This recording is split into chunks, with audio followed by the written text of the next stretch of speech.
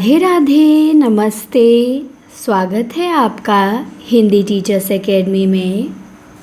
तो आज हम देखेंगे हिंदी भाषा एवं बोलियां। सबसे पहले है भाषा। हिंदी व्याकरण हम लोग देख रहे थे। पहला चैप्टर वर्णमाला था, उसे हम लोग कंप्लीट किए थे, आप लोग देखे होंगे। इसकी प्लेलिस्ट अभी नहीं बनी है, बनाना है, बना देंगे आज। तो भाषा देखेंगे सबसे पहले कि भाषा शब्द संस्कृत के भास धातु से निष्पन्न है, जिसका अर्थ है व्यक्त वाणी।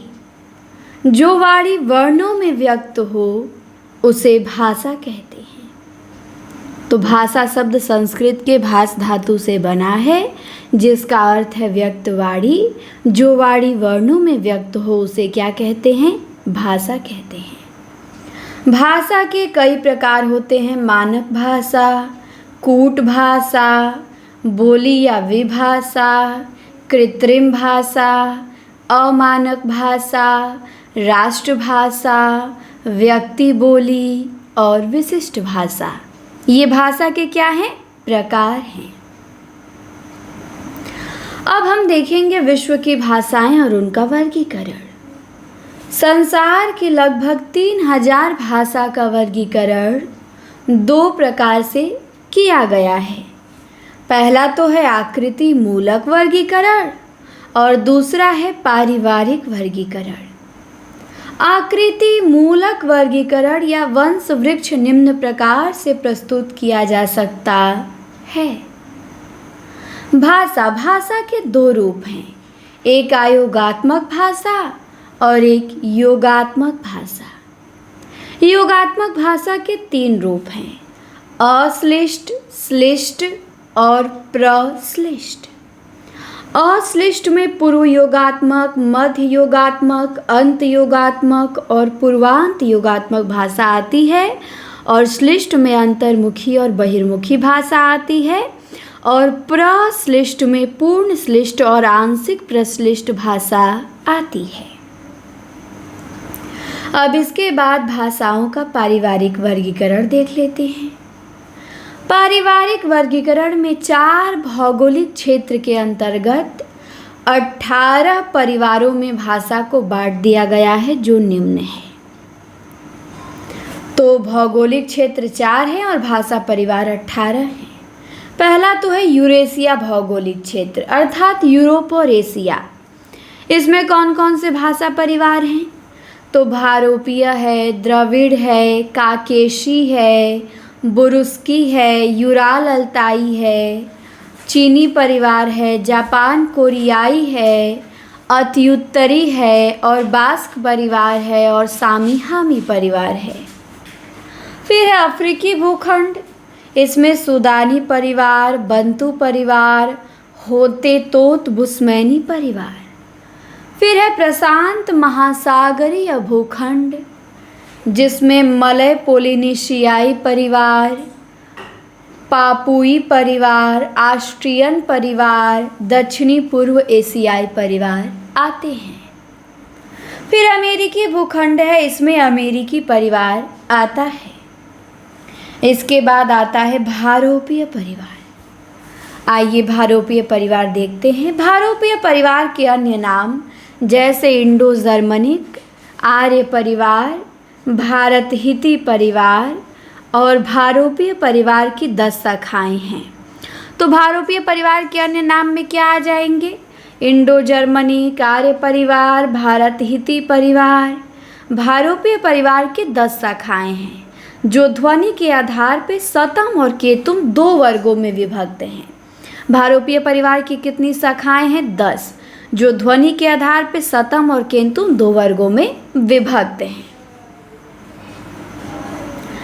आ जाइए, तो भारोपीय परिवार के शतम वर्ग में कौन सी आएगी और केतुम वर्ग में? तो शतम वर्ग में आ जाएगी भारत ईरानी, बाल्टोस्लाविक, आर्मीनी और अल्बानी। केतुम वर्ग में जर्मनी, केल्टिक, ग्रीक, तोखरी, हिटाइट और इटालिक आ जाएगी। डॉक्टर ग्रियर्सन ने भारत ईरानी आर्य की 3 उपवर्गों का उल्लेख किया है। भारत ईरानी के 3 उपवर्ग हैं। एक है ईरानी, दूसरा है दरद और तीसरा है भारतीय आर्य भाषा। तो इन्हें ध्यान रखेंगे। भारतीय आर्य भाषा समूह को काल क्रम की दृष्टि से निम्न प्रकार से विभाजित किया गया है। भारतीय आर्य भाषा में एक तो प्राचीन भारतीय आर्य भाषा है, दूसरा मध्यकालीन भारतीय आर्य भाषा है और तीसरा है आधुनिक भारतीय आर्य भाषा। तो प्राचीन भारतीय आर्य भाषा की समय सीमा 1500 ईसा पूर्व से 500 ईसा पूर्व है। ये याद रखिएगा, बहुत लोग यही गलती कर देते हैं पेपर में। मध्यकालीन भारतीय आर्य भाषा का 500 ईसा पूर्व से 1000 ईस्वी, आधुनिक भारतीय आर्य भाषा का 1000 ईस्वी से अब तक। प्राचीन भारतीय आर्य भाषाओं को पुनः 2 वर्गों में विभाजित किया गया है, एक वैदिक संस्कृत और एक लौकिक संस्कृत। वैदिक संस्कृत को वैदिकी, वैदिक, छंदस, छांदस आदि भी कहा जाता है। इसका समय 1500 ईसा पूर्व से 800 ईसा पूर्व तक माना गया है और यह साहित्य विद्वानों की भाषा थी, बोलचाल की नहीं। तो आपको ध्यान देना है कि वैदिक संस्कृत को छंदस या छांदस कहा जाता है और पूछा जाता है, प्रश्न बनता है, छंदस या छांदस किसे कहते हैं? वैदिक संस्कृत को। इसकी समय सीमा 1500 ईसा पूर्व से 800 ईसा पूर्व, और ये बोलचाल की भाषा नहीं थी, ये विद्वानों की भाषा थी, ये साहित्य की भाषा थी। इसके बाद है लौकिक संस्कृत। लौकिक संस्कृत प्राचीन भारतीय आर्य भाषा का वह रूप है जिसका पाणिनि की अष्टाध्यायी में विवेचन किया गया है। इसका समय 800 ईसा पूर्व से 500 ईसा पूर्व तक माना गया है और इसी भाषा में रामायण, महाभारत, नाटक, व्याकरण आदि लिखे गए हैं। तो ध्यान देंगे, लौकिक संस्कृत की समय सीमा 800 ईसा पूर्व से 500 ईसा पूर्व। पूछा जाएगा रामायण, महाभारत, नाटक, व्याकरण किस भाषा में लिखे गए हैं, वैदिक संस्कृत में या लौकिक में? तो आप बताएंगे लौकिक में। तो हमने देखा प्राचीन भारतीय आर्य भाषा के 2 रूप हैं, वैदिक संस्कृत और लौकिक संस्कृत। अब आती है मध्यकालीन भारतीय आर्य भाषा। अब क्या आती है? मध्यकालीन भारतीय आर्य भाषा। तो मध्यकालीन भारतीय आर्य भाषा को 3 भागों में बांटा गया है। एक प्रथम प्राकृत काल, दूसरा द्वितीय प्राकृत काल, तीसरा तृतीय प्राकृत काल। प्रथम प्राकृत काल को पाली कहते हैं, द्वितीय प्राकृत काल को प्राकृत कहते हैं और तृतीय प्राकृत काल को अपभ्रंश कहते हैं। प्रथम प्राकृत काल मतलब पाली की समय सीमा याद रखेंगे 500 ईसा पूर्व से पहली ईस्वी तक। प्राकृत की समय सीमा 1 ईस्वी से 500 ईस्वी और अपभ्रंश की समय सीमा 500 ईस्वी से 1000 ईस्वी। और पाली भारत की प्रथम देश भाषा है और बुद्ध ने अपना उपदेश पाली भाषा में ही दिया है। फिर प्राकृत है। प्राकृत भगवान महावीर ने अपने सारे उपदेश प्राकृत में दिए हैं। तो प्रश्न बन सकता है कि बुद्ध ने अपने उपदेश किस में दिया है? पाली में। और भगवान महावीर ने अपना उपदेश किस में दिया है? तो प्राकृत में दिया है। पाली के समय सीमा 500 ईसा पूर्व से 1 ईस्वी, प्राकृत की 1 ईस्वी से 500 ईस्वी और अपभ्रंश की 500 ईस्वी से 1000 ईस्वी। पाली को प्रथम प्राकृत भी कहते हैं, प्राकृत को द्वितीय प्राकृत कहते हैं और अपभ्रंश को तृतीय प्राकृत कहते हैं। इसके बाद आगे आ जाइए, आगे देखते हैं। प्रथम प्राकृत अर्थात पाली। पाली भारत की प्रथम देश भाषा है। इसे सबसे पुरानी प्राकृत भी कहते हैं। सिंहल या श्रीलंका के लोग पाली को मागधी भी कहते हैं। तो ध्यान रखिएगा, भारत की प्रथम देश भाषा पाली है। इसे सबसे पुरानी प्राकृत भी कहते हैं। सिंहल या श्रीलंका के लोग पाली को मागधी भी कहते हैं। पाली भाषा के 3 व्याकरण ग्रंथ उपलब्ध हैं, ध्यान रखिएगा। एक तो कच्चायन व्याकरण, यह सर्व प्राचीन पाली व्याकरण है। इसके रचयिता महाकच्चायन है। तो पाली के व्याकरण कौन थे? कच्चायन थे। फिर मोगलान व्याकरण, मोगलान भी प्राकृत के व्याकरण थे। फिर सद्दनीति व्याकरण, इसके रचयिता बर्मी भिक्षु अग्वंश थे। सर्वसम्मति से विद्वानों ने पाली भाषा का प्रदेश मध्य देश की बोली स्वीकार किया है। प्रसिद्ध वैयाकरण महाकच्चायन के अनुसार पाली में 41 ध्वनियाँ होती हैं तथा मोगलान के अनुसार पाली में 43 ध्वनियाँ। तो ये पूछा जाता है, मैंने ही अपने टेस्ट में ये क्वेश्चन दिया है कि कच्चायन के अनुसार पाली में कितनी ध्वनियाँ थी, 41, और मोगलान के अनुसार पाली में कितनी ध्वनियाँ थी, 43। तो कच्चायन के अनुसार 41, मोगलान के अनुसार 43। अब है द्वितीय प्राकृत या प्राकृत। मध्यकालीन आर्य भाषा को प्राकृत भी कहा गया है। प्राकृत प्राचीनतम प्रचलित जनभाषा है। सभी विद्वानों का मत है कि प्राकृत की उत्पत्ति संस्कृत से हुई है। प्राकृत भाषाओं के संबंध में सर्वप्रथम विचार भरत मुनि ने नाट्य शास्त्र में किया है, जिसमें 7 मुख्य प्राकृत और 7 गौड़ विभाषा की चर्चा की है। प्रथम प्राकृत व्याकरण व रुचि का प्राकृत प्रकाश है, जिसमें उन्होंने प्राकृत के 4 भेद बताए हैं। तो वह रुचि प्राकृत के व्याकरण है, इनका ग्रंथ प्राकृत प्रकाश है। इसमें प्राकृत के इन्होंने 4 भेद बताए हैं, महाराष्ट्री, पैसाची, मागधी और सौरसेनी। हेमचंद ने अपने प्रसिद्ध ग्रंथ प्राकृत व्याकरण, ये ध्यान देंगे, प्राकृत प्रकाश व रुचि का और प्राकृत व्याकरण हेमचंद का। हेमचंद ने अपने प्रसिद्ध ग्रंथ प्राकृत व्याकरण में प्राकृत भाषा के 3 और भेदों की चर्चा की है, जिसमें आर्षी, अर्धमागधी, चूलिका, पैसाची और अपभ्रंश है। हेमचंद्र को प्राकृत का पाणिनि माना जाता है। अपने उदाहरणों के लिए उन्होंने भट्टी के समान एक द्वाश्रय काव्य की रचना की। तो प्राकृत के पाणिनि हेमचंद्र, और अपने उदाहरणों के लिए उन्होंने भट्टी के समान एक द्वाश्रय काव्य की रचना की, इसे भी ध्यान रखेंगे। हेमचंद्र की चूलिका पैसाची को ही आचार्य दंडी ने भूत भाषा कहा है। तो ध्यान देंगे कि हेमचंद्र की चूलिका पैसाची को ही आचार्य दंडी ने क्या कहा है, भूत भाषा कहा है। और जॉर्ज ग्रियर्सन ने महाराष्ट्रीय प्राकृत से ही मराठी की उत्पत्ति मानी है। सौरसेनी मूलतः नाटकों के गद्य की भाषा थी और अर्धमागधी का प्रयोग मुख्यतः जैन साहित्य में हुआ है। आचार्य विश्वनाथ ने साहित्य दर्पण में अर्धमागधी को चेट राजपूत भाषा कहा है। अब आते हैं तृतीय प्राकृत अर्थात अपभ्रंश। अब किसकी बारी है, तृतीय प्राकृत अर्थात अपभ्रंश की बारी। हमने पाली देखा, प्राकृत देखा, अब अपभ्रंश आती है। अपभ्रंश मध्यकालीन भारतीय आर्य भाषा और आधुनिक भारतीय आर्य भाषाओं के बीच की कड़ी है, इसलिए इसे संधिकालीन भाषा कहा गया है। सर्वप्रथम व्याडी ने संस्कृत के मानक शब्दों से भिन्न संस्कारच्युत, भ्रष्ट और अशुद्ध शब्दों को अपभ्रंश की संज्ञा दी। इनकी पुस्तक का नाम लक्ष्य श्लोकात्मक संग्रह है। अपभ्रंश शब्द का सर्वप्रथम प्रामाणिक प्रयोग पतंजलि के महाभाष्य में मिलता है और अपभ्रंश के प्राचीनतम उदाहरण भरत मुनि के नाट्य शास्त्र में मिलते हैं। तो पूछा जाएगा कि अपभ्रंश शब्द का सर्वप्रथम प्रामाणिक प्रयोग कहाँ मिलता है, तो पतंजलि के महाभाष्य में। अपभ्रंश के प्राचीनतम उदाहरण कहाँ लिए गए हैं, तो भरत मुनि के नाट्य शास्त्र में मिलते हैं। इसके बाद आ जाइए,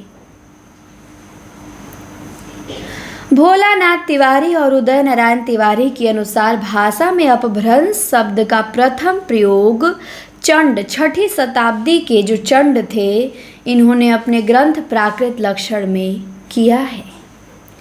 आचार्य रामचंद्र शुक्ल के अनुसार अपभ्रंश नाम पहले पहल वल्लभी के राजा धार सेन द्वितीय के शिलालेख में मिलता है।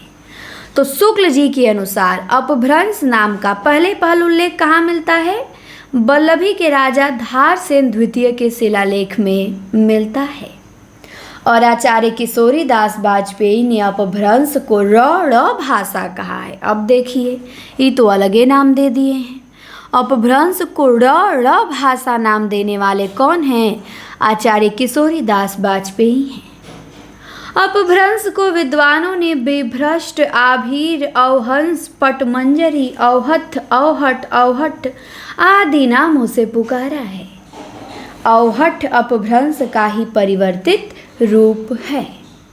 डॉक्टर सुनीति कुमार चटर्जी ने अपभ्रंश और आधुनिक भारतीय भाषाओं के बीच की कड़ी को अवहट कहा है।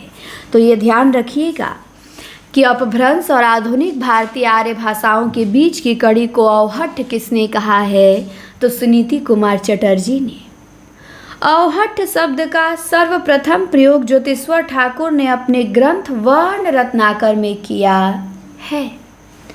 आधुनिक भारतीय आर्य भाषाओं का सर्वप्रथम वर्गीकरण डॉक्टर एफ और हार्नले ने सन 1880 में किया। डॉक्टर सुनीति कुमार चटर्जी द्वारा आर्य भाषाओं का किया गया वर्गीकरण निम्नवत है। पहला तो है उदीच्य। उदीच्य वर्ग में ये सिंधी को, लहदा को, पंजाबी को रखते हैं। प्रतीच्य में राजस्थानी, गुजराती को रखते हैं। मध्य देशीय में पश्चिमी हिंदी को रखते हैं। प्राच्य में पूर्वी हिंदी, बिहारी, उड़िया, बांग्ला को रखते हैं। और दक्षिणात्य में मराठी को रखते हैं।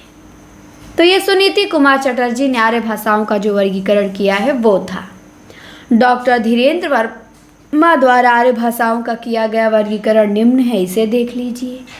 इन्होंने उदीच्य में सिंधी, लहदा, पंजाबी को रखा है और प्रतीच्य में गुजराती को, मध्य देशीय में राजस्थानी, पूर्वी हिंदी, बिहारी को, प्राच्य में उड़िया, असमिया, बंगला को और दक्षिणात्य में मराठी को। अब है आधुनिक भारतीय आर्य भाषा। इसे 3 भागों में बांटे हैं। एक प्राचीन हिंदी 1100 ईस्वी से 1400 ईस्वी, दूसरा मध्यकालीन हिंदी 1400 ईस्वी से 1850 ईस्वी, तीसरा आधुनिक हिंदी 1850 ईस्वी से अब तक। संस्कृत से जन्मी हिंदी भाषा का विकास पाली प्राकृत से होती हुई अपभ्रंश तक पहुँचती है, फिर अपभ्रंश अवहट्ठ से गुजरती हुई प्राचीन या प्रारंभिक हिंदी का रूप ले लेती है। हिंदी भाषा के इतिहास का विकास अपभ्रंश से माना जाता है। हिंदी का विकास क्रम देख लीजिए। संस्कृत से पाली निकली, पाली से प्राकृत निकली, प्राकृत से अपभ्रंश निकली, अपभ्रंश से अवहट्ठ निकली, अवहट्ठ से प्राचीन हिंदी या प्रारंभिक हिंदी का विकास हुआ। अब आती है हिंदी की बोलियां। तो हिंदी और उसकी उपभाषाओं तथा बोलियों का वर्गीकरण निम्नलिखित है। तो आइए सबसे पहले देख लीजिए अपभ्रंश है ये क्या है? ये अपभ्रंश है। अपभ्रंश में एक अर्धमागधी अपभ्रंश है, एक सौरसेनी अपभ्रंश है और एक मागधी अपभ्रंश है। तो अर्धमागधी अपभ्रंश से पूर्वी हिंदी का विकास हुआ जो उपभाषा है। पूर्वी हिंदी से 3 बोलियां निकली, एक अवधी, दूसरा बघेली, तीसरा छत्तीसगढ़ी। फिर दूसरी उपभाषा है दूसरा अपभ्रंश है सौरसेनी अपभ्रंश। सौरसेनी अपभ्रंश से 3 उपभाषाएं निकली, पश्चिमी हिंदी, राजस्थानी हिंदी और पहाड़ी हिंदी। पश्चिमी हिंदी में 5 बोलियां आती हैं। तो पश्चिमी हिंदी में एक आकार बहुला बोली और एक ओकार बहुला। आकार बहुला में कौरवी, हरियाणवी और दक्षिणी, और ओकार बहुला में ब्रजभाषा, बुंदेली और कन्नौजी। फिर राजस्थानी हिंदी में मारवाड़ी, मेवाती, मालवी और जयपुरी या ढूंढाड़ी आती है। फिर पहाड़ी हिंदी में कुमाऊनी या गढ़वाली आती है। इसके बाद यहाँ पे पहाड़ी हिंदी सौरसेनी अपभ्रंश से नहीं, खस अपभ्रंश से निकली है। यहाँ ये मिस्टेक किया, इसे सुधार लेंगे। खस अपभ्रंश से पहाड़ी हिंदी निकली है। फिर मागधी अपभ्रंश से निकली है बिहारी हिंदी, और बिहारी हिंदी से 3 बोलियां हैं, भोजपुरी, मगही, मैथिली। तो ध्यान रखिएगा इनका। इसके बाद आगे आ जाइए, आगे फिर देख लेते हैं। उत्तर भारत में अपभ्रंश के 7 भेद या रूप प्रचलित थे जिनसे आधुनिक भारतीय भाषाओं का जन्म हुआ। ये 7 प्रकार के अपभ्रंश इस प्रकार हैं। तो अपभ्रंश के कितने भेद प्रचलित हैं? 7 भेद। और इन 7 भेदों से आधुनिक भारतीय भाषाएं निकली हैं। आइए देखते हैं। एक सौरसेनी अपभ्रंश है।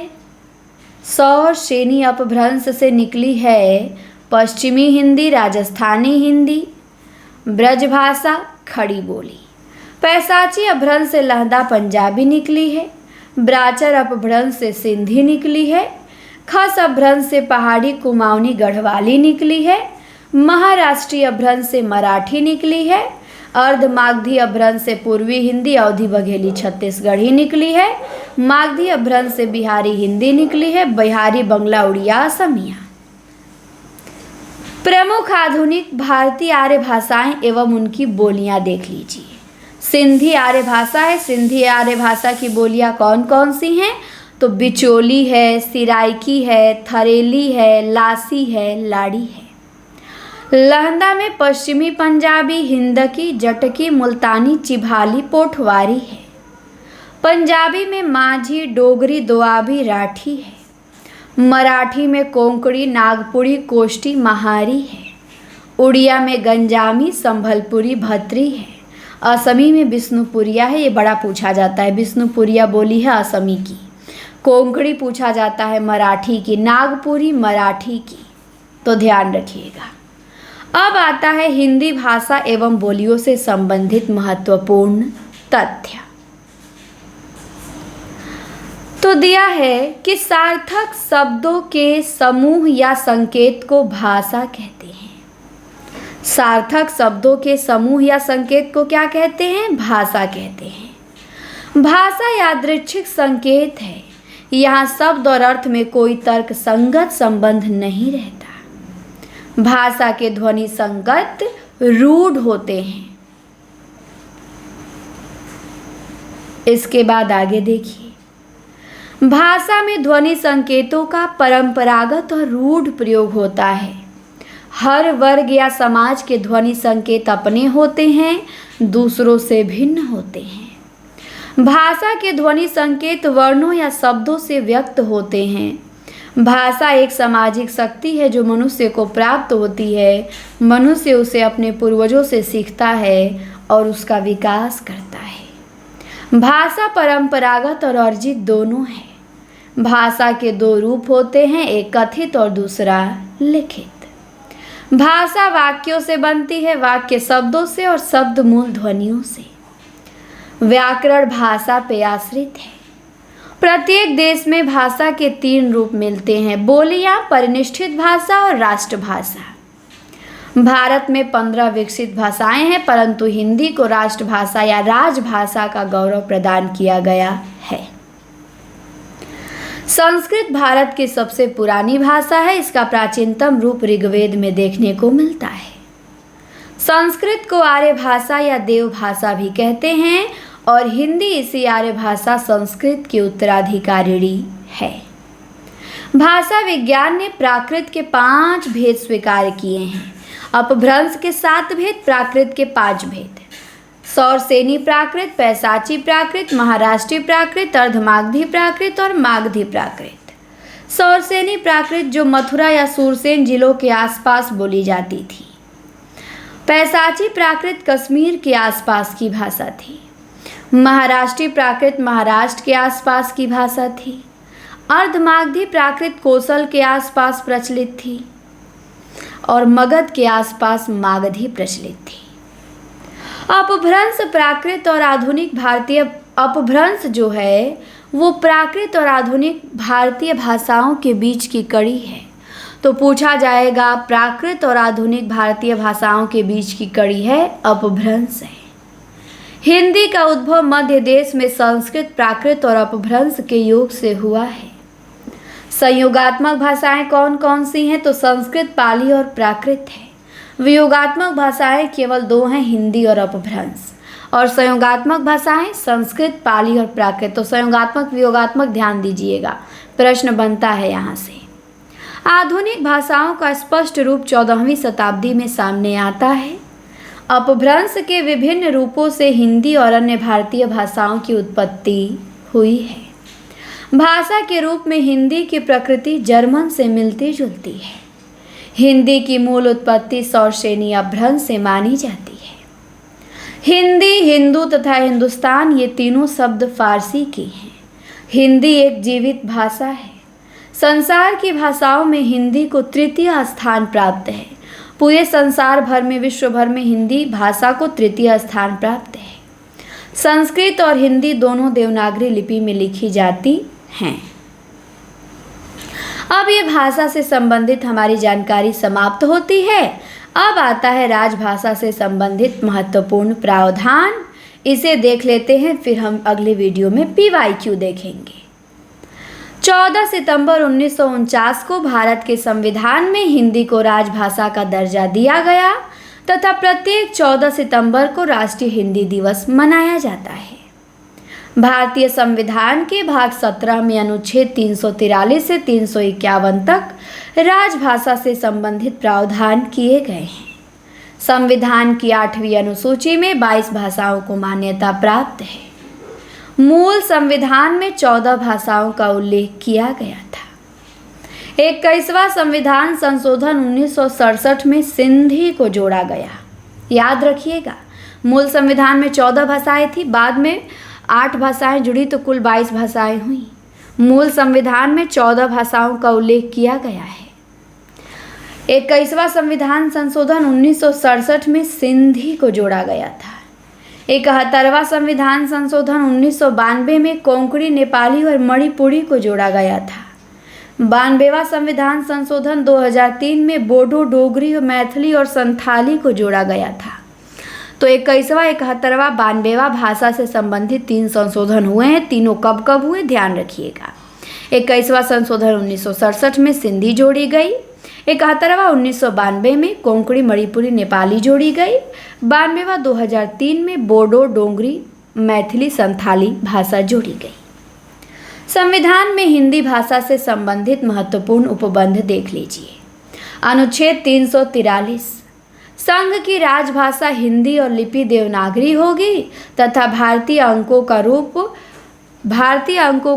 अंकों का अंतर्राष्ट्रीय रूप होगा।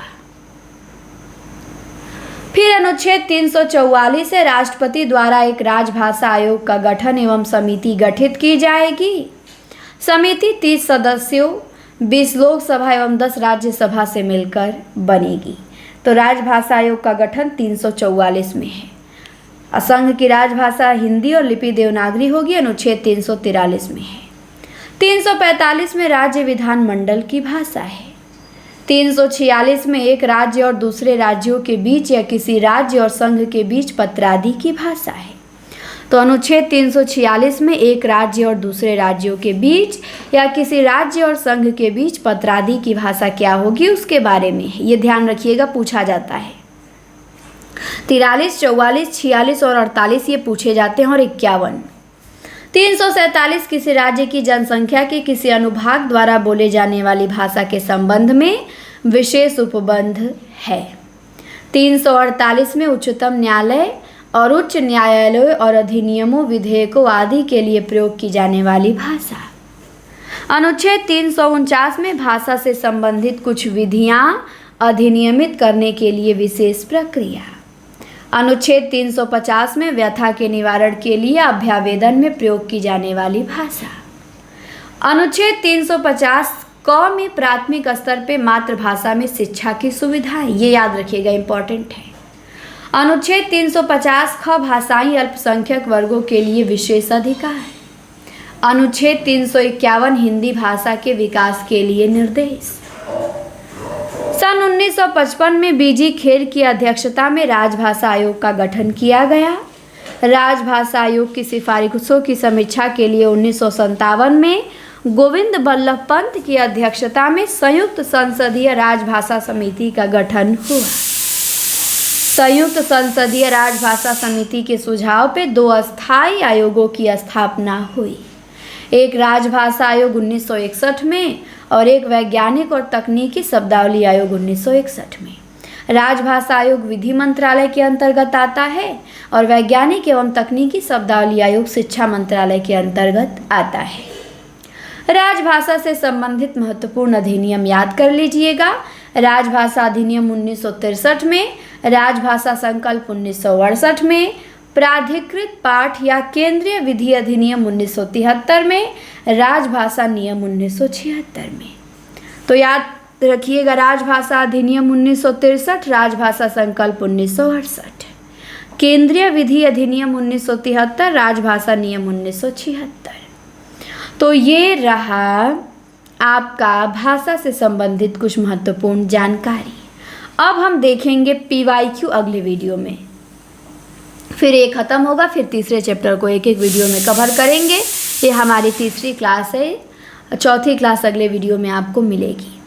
और ये वीडियो आप लोगों को मैंने थोड़ा फास्ट पढ़ा, क्योंकि अब धीरे धीरे पढ़ेंगे तो और लंबा टाइम लगता, और ज़्यादा धीरे धीरे पढ़ने का समय है नहीं, क्योंकि आप लोग सब पढ़े हैं, बस रिवीजन करना है। और मन लगा के पढ़िए। प्रतिदिन टेस्ट हम करा रहे हैं बहुत अच्छे से, बहुत अच्छा PDF आप लोगों को दे रहे हैं, नोट्स दे रहे हैं, क्लासें प्रोवाइड करा रहे हैं। आगाज बैच में, आगाज बैच की फ़ीस केवल 499 है। आप सभी लोग जुड़ जाइए। 400-450 लोग जुड़ गए हैं, आप भी पीछे मत रहिए, जुड़िए। जुड़ने के लिए इस नंबर पे संपर्क करिए 94 52 86 93 35। इसी नंबर पे आप व्हाट्सअप मैसेज कर सकते हैं कि मैम हमें भी टेस्ट सीरीज़ से जुड़ना है। 499 कुछ नहीं है, आपकी तैयारी में 4 चांद लग जाएगा। अंतिम समय में इतने पेपर आपको मिलेंगे, सॉल्व पेपर कराऊंगी जल्दी ही सारा, तो बहुत अच्छे से तैयारी हो जाएगी। वो भी एक भी गलती नहीं, बहुत रेयर होगा कि कोई प्रश्न गलत हो जाए, तो ऐसा नहीं देखने को मिलेगा। आप लोग मन लगा के पढ़िएगा और ज़रूर जुड़िए। मैं तो यही कहूँगी कि सिलेक्शन लेना चाहते हैं तो एक बार ज़रूर जुड़े, संकोच मत करें। कुछ नहीं है, इतना सस्ता कोई भी आपको बैच नहीं मिलेगा। तो 94 52 86 93 35 में संपर्क करके जुड़े। और इस क्लास को यहीं पे करते हैं बंद। क्लास अच्छी लगे तो लाइक शेयर सब्सक्राइब कर सकते हैं। धन्यवाद।